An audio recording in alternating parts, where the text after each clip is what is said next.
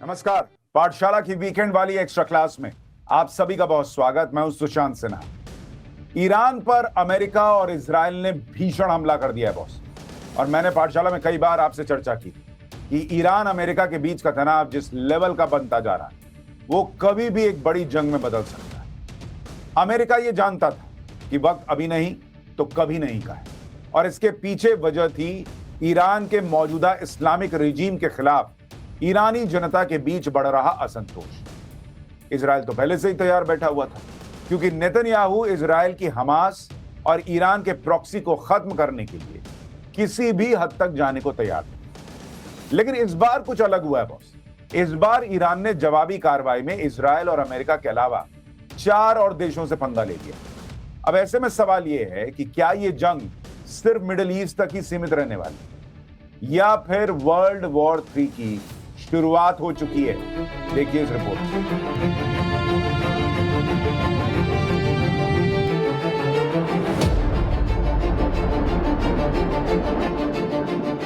Middle east धमाकों से गूंज रहा है। ईरान पर हुए अमेरिका इजराइल के संयुक्त हमले के बाद बौखलाए ईरान ने चौतरफा मिसाइलें गिरानी शुरू कर दी हैं। खबरों के मुताबिक सिर्फ इजराइल पर ही ईरान ने 400 से ज्यादा मिसाइलें दाग दी।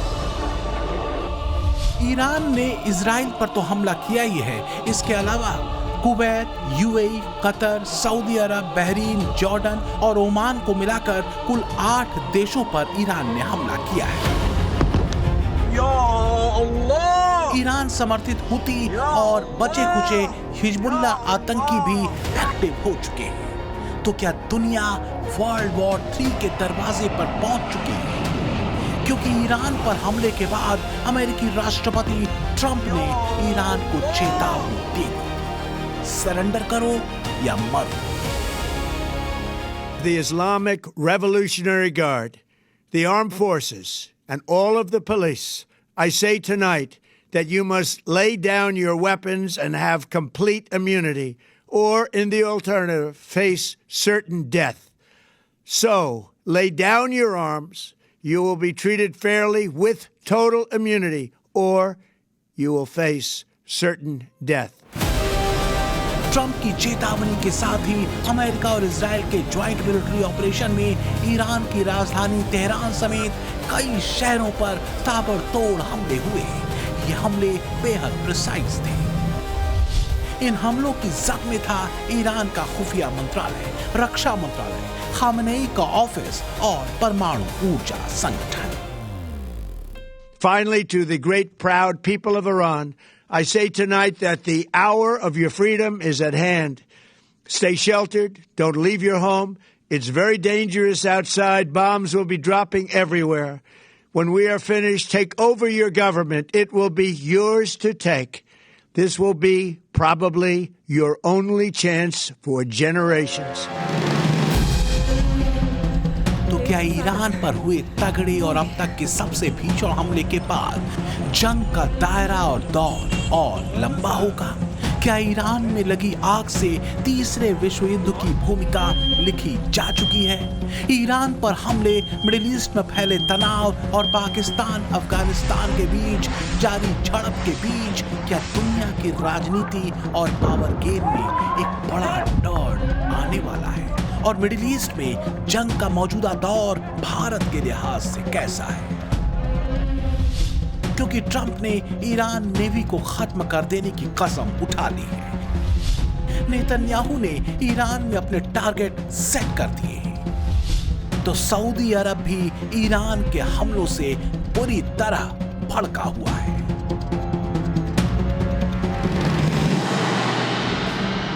और इस वक्त ईरान और अमेरिका के बीच जो घमासान मचा है उसको लेकर एक बड़ी खबर आ रही है। आपको बड़ी खबर बता देता हूं। और वॉर जोन से इस वक्त की बहुत बड़ी खबर, ईरान के रक्षा मंत्री के मारे जाने की खबर आ रही है। रक्षा मंत्री आमिर नासिर जदे की मौत हो गई, ये सूत्र कह रहे हैं। जंग के बीच अरब मीडिया का बड़ा दावा, ईरानी सेना का बड़ा कमांडर भी मारा गया है। तो ये खबर जो है ये बता रही है कि ईरान को बड़ा झटका लगा है। ईरान के रक्षा मंत्री के मारे जाने की खबर है। रक्षा मंत्री आमिर नासिर जदे की मौत हो गई है, ये सूत्र दावा कर रहे हैं। सबसे बड़ी बात, कि ईरानी सेना का एक बड़ा कमांडर भी मारा गया है। तो ये पूरा मामला और गंभीर होता जा रहा है और जो ईरान ये कह रहा है कि अमेरिका को छोड़ेगा नहीं, ट्रंप को छोड़ेगा नहीं, अगर ये मामला इसी तरीके से बढ़ता गया तो ये युद्ध कहीं तीसरे विश्व युद्ध की तरफ तो नहीं जाएगा। ये बड़ा सवाल खड़ा होता जा रहा है। वेस्ट एशिया या फिर कहें तो मिडिल ईस्ट पश्चिम के लिए हमेशा से एक हॉट केक रहा है, एक ऐसा इलाका जिस पर नजर सबकी रही है। वजह रही है तेल का अकूत भंडार। अमेरिका का इस क्षेत्र में दबदबा सिर्फ सैन्य शक्ति का मुद्दा पर नहीं है, बल्कि ऊर्जा सुरक्षा, जियोपॉलिटिकल बैलेंस, एंटी टेरर नीति और सुपर पावर्स के बीच की प्रतिस्पर्धा से भी जुड़ा हुआ है। लेकिन बीते कुछ सालों में चीन का इंटरेस्ट इस इलाके में बढ़ा है। जियोपॉलिटिक्स जो धीरे धीरे बदल रही थी, ईरान पर फुल फ्लेजेड हमले के बाद इस बदलाव में एक बड़ी तेजी आ सकती है। अभी गाजा पीस प्लान पूरी तरह से शेप नहीं ले पाया था कि ईरान में अमेरिका इजराइल का ऑपरेशन लायन रोर दुनिया की टेंशन को एक अलग ही लेवल पर लेकर चला गया। अभी के हालातों में चीन क्या चुप रह जाएगा? कहीं ऐसा तो नहीं कि वो भी मौके का फायदा उठाए, क्योंकि एक लंबे अरसे से चीन की नजर वेस्ट एशिया पर रही। चीन टर्की और पाकिस्तान के साथ मिडिल ईस्ट में अमेरिका की पकड़ को कमजोर करना चाहता है। अब इस खींचतान में फंसेगा कौन? भाई सीधी सी बात है, वही मुनीर, क्योंकि कहा यह जा रहा है कि मुनीर ने दोनों तरफ से सुपारी ले रखी, अमेरिका से भी क्योंकि वहां तो वो ट्रंप के तलवे चाटे बैठा है, उनको मना कर ही नहीं सकता, और चीन से भी क्योंकि उनसे पहले ही इतना पैसा खा रखा है। तो क्या ईरान के बाद नंबर पाकिस्तान का है? पाकिस्तान की पश्चिमी सीमा पर कोहरा मचा हुआ है। काबुली वाले मुनीर की सेना पर कहर बनकर टूट रहे हैं। पाकिस्तान ने भी अफगानिस्तान में कई जगहों पर एयर स्ट्राइक की है, जबकि तालिबान ने पाकिस्तानी सेना के कई ठिकानों पर हमला करने का दावा किया है। हालात काफी बिगड़ चुके हैं। लेकिन क्या ये ईरान से गद्दारी की मुनीर की कोई चाल है? क्या खुद को बचाने के लिए मुनीर ने ये चाल चली है? आखिर मुनीर ने सुपारी किस किस से ली है? तो तालिबान ने इमोशनल होकर कहा था कि अगर अमेरिका ने अटैक किया ईरान के ऊपर तो अफगान तालिबानी अमेरिका को सबक सिखाएंगे ईरान में जाके। तो ये तालिबानी वहां ना पहुंच जाएं और अमेरिका की हो जाए मुश्किल, जो आज अटैक हुआ है। तो इसलिए एक आसिम मुनीर को डॉलर दिखा के पैसा कहा गया, जाओ जाकर के मारो अटैक। कहां पे? पख्तिया पे मार दो, नंगरहार में मार दो, क्या प्रॉब्लम, कहीं भी मार दो। और जब अफगान तालिबान गुस्सा होकर अटैक करेंगे तो यहां बिजी हो जाएंगे। तो क्या मुनीर ने डबल क्रॉस कर दिया? और क्या गारंटी है कि डॉलर लेकर ट्रंप के दरबार में झुका मुनीर कल को जिनपिंग के सजदे में नहीं होगा? क्योंकि सच ये है कि अच्छा खासा निवेश चीन ने भी पाकिस्तान में कर रखा है, अमेरिका से कहीं ज्यादा। वहीं अफगान पाकिस्तान वॉर के बीच में मुनीर के कद की एनालिसिस पाकिस्तानी अपने हिसाब से कर रहे हैं। मुनीर को अंदाजा नहीं है कि उसने अपने पैर कहां फंसा लिए। सच ये है कि डॉलर लेकर उसने पाकिस्तानी जवानों की जान अफगान लड़ाकों के हाथों कुर्बान कर दी है। लेकिन फिलहाल तो बात ईरान पर अमेरिका इजराइल के संयुक्त हमले की है, और इस हमले के बाद बदलते वैश्विक समीकरणों की है। ईरान पर हमले के बाद लग तो ऐसा रहा है कि फिलहाल ये आग बुझने वाली नहीं है, बल्कि और ही भड़कने वाली है। लेकिन भारत हर हाल में यही कोशिश करेगा कि युद्ध किसी भी सूरत में भयावह शक्ल न अख्तियार करे, क्योंकि लड़ाई लंबी खींचने पर भारत पर खुद भी आर्थिक दबाव बढ़ने का खतरा है। जानकारों ने आशंका जताई है कि युद्ध की वजह से कच्चे तेल की कीमतें बढ़ने की आशंका हो सकती है, जो भारतीय बाजार के लिए बहुत बड़ा जोखिम भरा हो सकता है। अमेरिका ने ईरान पर जो हमला किया है उससे जुड़ी एक और बड़ी खबर देखिए, जरा इसके बारे में सुनिए। युद्ध के ताजा हालात पर भारत की पहली प्रतिक्रिया आ गई है बॉस। भारत ने युद्ध के हालात पर चिंता जताई है, सभी पक्षों से संयम बरतने की अपील की है। भारत के विदेश मंत्रालय की प्रतिक्रिया, नागरिकों की सुरक्षा को प्राथमिकता मिलनी चाहिए, कूटनीति और संवाद से हालात सुलझाएं। हमारे दूतावास भारतीयों के संपर्क में है, भारतीय दूतावास भारतीयों के संपर्क में है, ये विदेश मंत्रालय कह रहा है, क्योंकि बहुत सारे लोग इस वक्त अलग अलग एयरपोर्ट्स पर फंस गए हैं। कई लोग आगे अमेरिका जा रहे थे, दूसरी जगह जा रहे थे और उसके लिए दुबई से उनकी कनेक्टिंग फ्लाइट थी, तो कोई दुबई में फंस गया है, कोई अबू धाबी में फंस गया है। तो इस वजह से बहुत सारे लोग इस वक्त फंसे हुए हैं और भारत की पहली प्रतिक्रिया युद्ध पर आ गई है। भारत ने युद्ध के हालात पर चिंता जताते हुए कहा है कि भाई सभी लोग संयम दिखाइए और नागरिकों की सुरक्षा को प्राथमिकता दीजिए, ये बहुत इंपॉर्टेंट है। कूटनीति और संवाद से हालात सुलझाए जाने चाहिए, ये एमईए ने कहा है। और भारतीय दूतावास लगातार भारतीयों के संपर्क में हैं और उनकी जो संभव मदद होगी वो करने के लिए लगे हुए हैं। ईरान पर हमला कर अमेरिका ने एक संदेश देने की कोशिश की है कि मिडिल ईस्ट में दबदबा अभी भी उसी का है। इजराइल, सऊदी अरब, यूएई, बहरीन, कतर, जॉर्डन जैसे देशों में अपने सैन्य बेस के जरिए अमेरिका एशियन रीजन से लेकर इंडो पैसिफिक तक अपनी मजबूती चाहता है। लेकिन एक दिक्कत है, अमेरिका को चीन धीरे धीरे बड़ी चुनौती दे रहा है। मिडिल ईस्ट में चीन अपनी दखल चाहता है, तो वहीं टर्की इस्लामिक गुटबंदी के जरिए खलीफा बनने की हसरतें पाले हुए है। इस्लामिक कट्टरपंथी एर्दोगन इस्लामिक लाइन पर ही पाकिस्तान और बांग्लादेश में अपना बेस बनाने में लगे हैं ताकि भारत को घेरा जा सके। ये बात भी अहम है कि नेटो का सदस्य होने के बावजूद चीन से टर्की की नजदीकी हाल के कुछ वर्षों में बढ़ी। तुर्की खुद को यूरोप और एशिया के बीच ब्रिज मानता है। खास बात यह है कि चीन के साथ संबंध बढ़ाकर टर्की पश्चिम पर अपनी निर्भरता कम करना चाहता है, जबकि चीन के लिए टर्की यूरोप के दरवाजे जैसा है। मतलब ये कि दोनों को एक दूसरे की जरूरत है। इस्लामिक रिपब्लिक ईरान भी चीन के बेहद नजदीक रहा है। एक बात तो साफ है, जितना तनाव आज दुनिया में दिख रहा है उससे कहीं ज्यादा टेंशन पर्दे के पीछे है। जियोपॉलिटिक्स का सारा संतुलन गड़बड़ाया हुआ है।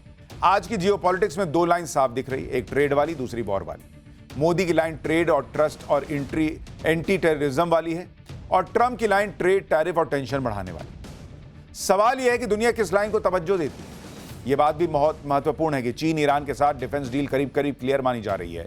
ईरान और चीन के बीच एक बेहद घातक anti ship cruise missile CM-302 की डील लगभग फाइनल हो चुकी है। आप समझिए कि यह समझौता तब फाइनल हुआ है जब अमेरिका ने ईरान पर हमले की चेतावनी देते हुए अपने विशाल नौसैनिक बेड़े को ईरान की चौखट पर लाकर खड़ा कर रखा है। सवाल है कि क्या ईरान अमेरिका की टेंशन में चीन एक तीर से दो शिकार करने के प्लान पर काम कर रहा है क्या? चीन की कोशिश ईरान के रास्ते मिडिल ईस्ट में अपनी मौजूदगी बनाए रखने की है। तो क्या ईरान पर ताजा हमले और महायुद्ध के ऐलान के बीच चीन भी सीधे न सही तो परोक्ष रूप से ईरान को मदद करेगा?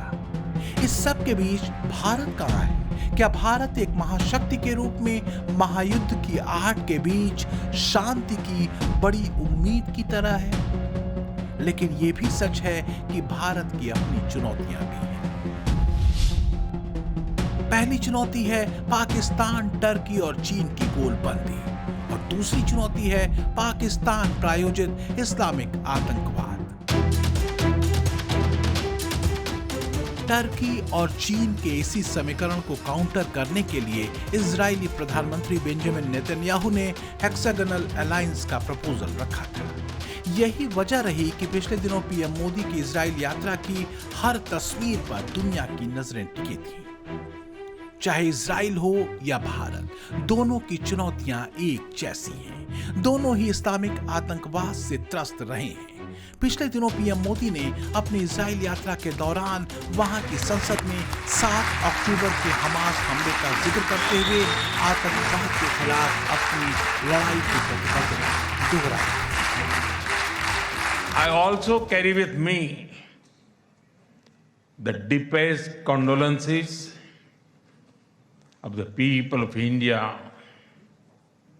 for every life lost and for every family whose world was shattered in the barbaric terrorist attack by Hamas on October 7. We feel your pain. we share your grief. India stands with Israel firmly, with full conviction in this moment and beyond.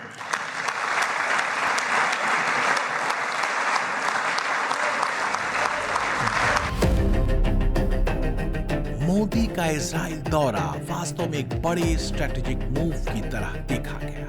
रणनीतिक तौर पर Israel और भारत की दोस्ती को next level पर ले जाने के पीछे ठोस वजहें। हाल के दिनों में पाकिस्तान सऊदी अरब के बीच एक रक्षा समझौता हुआ है,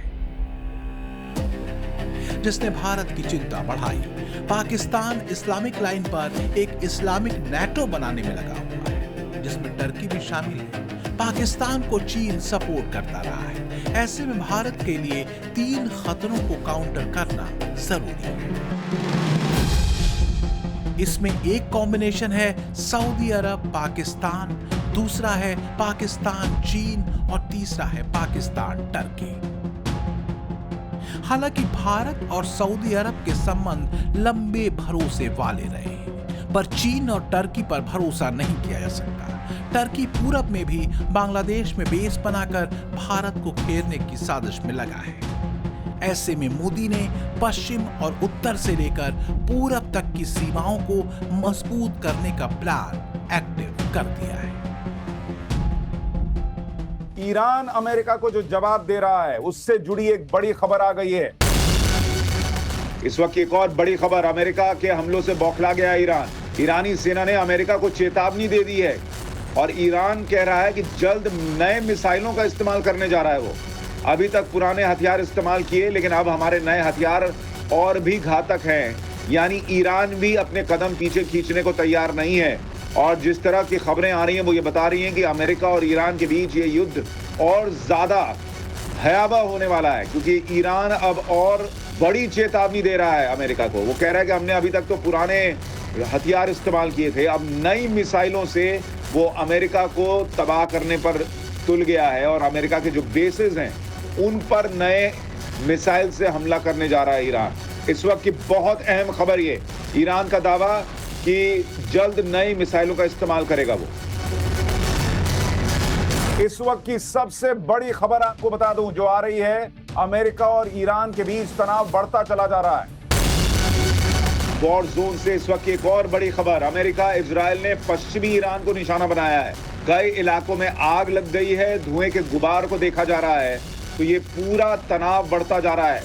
अमेरिका और इजराइल ने पश्चिमी ईरान को निशाना बनाया, ये खबर आ रही है।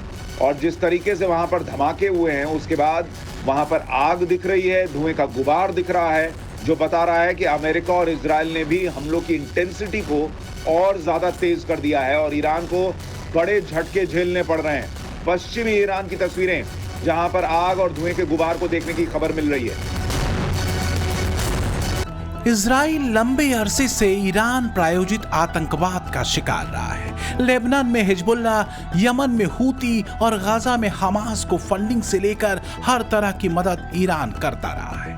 आतंकवादी हमलों को पवित्र धर्मयुद्ध से जोड़कर या पीड़ितों के प्रतिशोध का नैरेटिव सेट करके इस्लामिक आतंकवाद को न्याय संगत बताने की कोशिश होती रही है। इसका पीड़ित भारत भी है।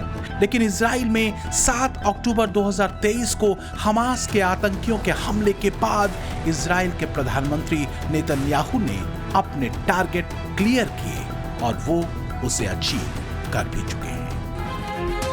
मोदी और नेतन्याहू की दोस्ती और केमिस्ट्री दोनों ही दुनिया की सुर्खियां बन चुकी हैं। मुश्किल घड़ी में दोनों की प्रतिबद्धता एक सी रही है। पीएम मोदी और नेतन्याहू ने कभी आलोचनाओं की परवाह नहीं की। वो वही करते हैं जो देश हित में होता है, अपने लोगों की सुरक्षा के लिए होता है। यही वजह है कि जब पीएम मोदी अपने 2 दिन के इजराइल दौरे पर तेल अवीव पहुंचे तो मोदी के दोस्त बेंजामिन नेतन्याहू ने एक भावुक भाषण अपने मित्र मोदी के स्वागत में दिया। Narendra, my dear friend,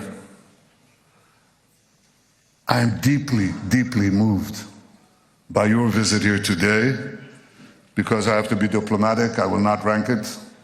'cause I'll get into trouble. But I've never been more moved than by your visit here with us, a great friend of Israel, a great champion of the Indian-Israeli alliance. Israel और भारत की दोस्ती मुश्किल वक्त में आजमाई हुई दोस्ती है। Bharat Israel के बीच मुद्दा सिर्फ कूटनीतिक या कारोबार का कभी नहीं रहा, बल्कि एक दोस्त का रहा है और दुनिया की दो प्राचीन सभ्यताओं के संबंधों का रहा है। भारत और इजराइल की मैत्री पिछले एक दशक से ज्यादा वक्त में और मजबूत हुई है। इसके दो महत्वपूर्ण सिरे हैं। इसमें पहला है पारदर्शी संबंध। इजराइल इकलौता ऐसा देश है जो अपने हथियारों के साथ ही भारत को इसकी तकनीक भी ट्रांसफर करता है। इसके साथ ही दोनों देश इंटेलिजेंस शेयरिंग भी करते हैं। दूसरा अहम सिरा है एकजुटता का। दोनों देश मुश्किल घड़ी में एक दूसरे के साथ खड़े रहे हैं और भारत इजराइल दोनों ही इस्लामिक आतंकवाद से पीड़ित रहे हैं। मोदी और नेतन्याहू की दोस्ती जब से पाकिस्तानियों ने देखी है तब से उनकी हालत बिगड़ी हुई है, क्योंकि इजराइल और भारत के साथ होने का मतलब है एक डेडली कॉम्बिनेशन, खासकर इस्लामिक टेररिज्म के खिलाफ। इजराइल के प्रधानमंत्री बेंजामिन नेतन्याहू के लिए सूत्र यही है, नेशन फर्स्ट। नेतन्याहू इजराइल के शत्रुओं को जड़ से मिटाने निकले हैं, वो पीछे हटने वाले नहीं। ठीक वैसे ही जैसे पाकिस्तान के इस्लामिक टेरर के खिलाफ भारतीय सेना ऑपरेशन सिंदूर पर निकली थी, जिस ऑपरेशन सिंदूर ने मुनीर और उसकी सेना की औकात नाप दी थी और मुनीर घुटनों पर आ गया था। तो क्या जियोपॉलिटिक्स में अब दौर कट्टरपंथ के समूल नाश का आ चुका है? ईरान को अपने ही नागरिकों की आह लग चुकी है। सवाल तो अब यह है कि ईरान के बाद इस्लामिक आतंकवाद का कौन सा गढ़ ढहेगा? ब्यूरो रिपोर्ट, टाइम्स नाउ, नव भारत।